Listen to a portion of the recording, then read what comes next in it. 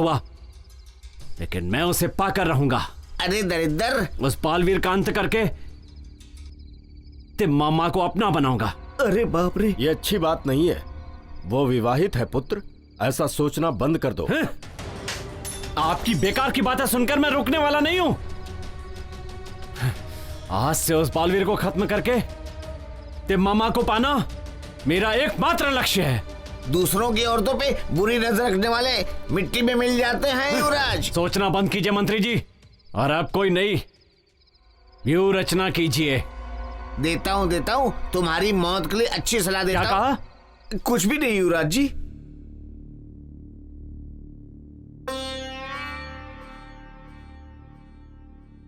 मामा जी, मेरा विवाह हुए काफी दिन हो गए हैं।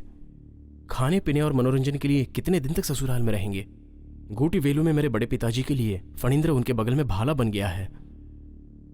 मैं जाकर उसे पाठ सिखाऊंगा, और वैसे भी हमें राजा होने की जिम्मेदारी निभानी है, इसलिए मैं कल ही गोटी वेलू जाना चाहता हूँ। बेटा, तिमामा के बिना मैं एक भी दिन नहीं रह सकता हूँ। हमारे पिताजी ही नहीं, हम लोग भी उन्हें एक दिन भी देखे बिना नहीं रह सकते हैं।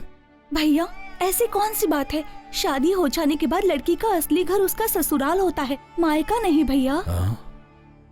शादी होने के बाद मायके में रहने का मन नहीं कर रहा क्या? दादी माँ, ऐसा मत बोलिए। अपने पति के साथ साथ चलना ही पतिव्रता धर्म का पालन होता है। शादी के बाद सारी पतिव्रताएं अपने पति के साथ ही चलती हैं, और मैं भी यही करना चाहती हूँ। सही कहा ना मैंने दादी माँ? पिताजी, मेरी एक इच्छा है। बोलो बेटी। आंजनेय शास्त्री जी को हमारे साथ भेज दीजिए, ताकि वो हमें पुराणों का ज्ञान दे सके पिताजी। ठीक है बेटी।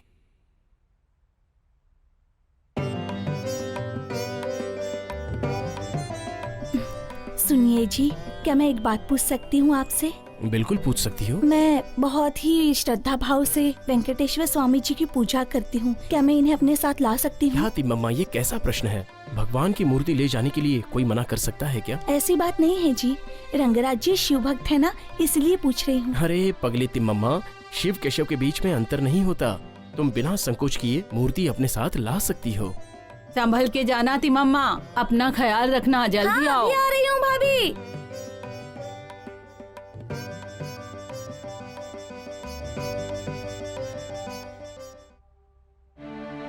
बेटा वेंकटराव,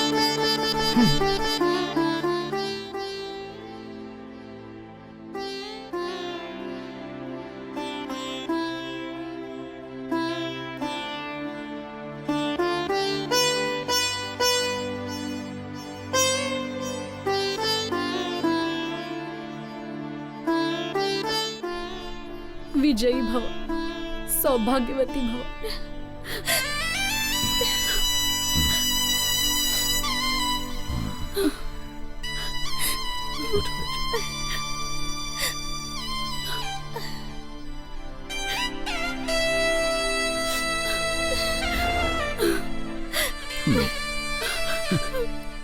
बेटे,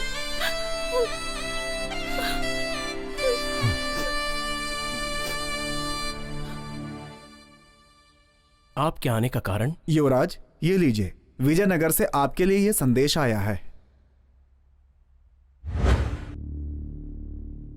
हाँ, ये क्या? विजयनगर के चक्रवर्तियों के खिलाफ जाने वाला कोई है क्या? मंत्री जी, इसे पढ़कर सुनाइए। अभी पढ़ता हूँ।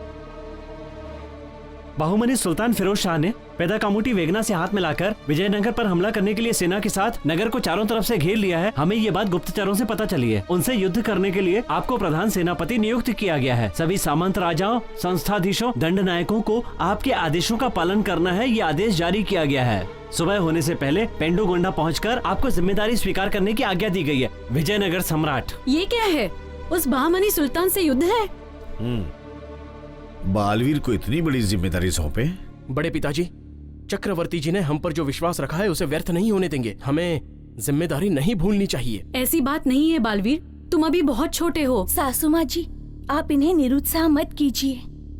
वो अच्छा राज्य है, ऐसे समय में इनके कदम पीछे नहीं हटनी चाहिए। ये अपने कार्य में जरूर विजयी होकर लौटेंगे।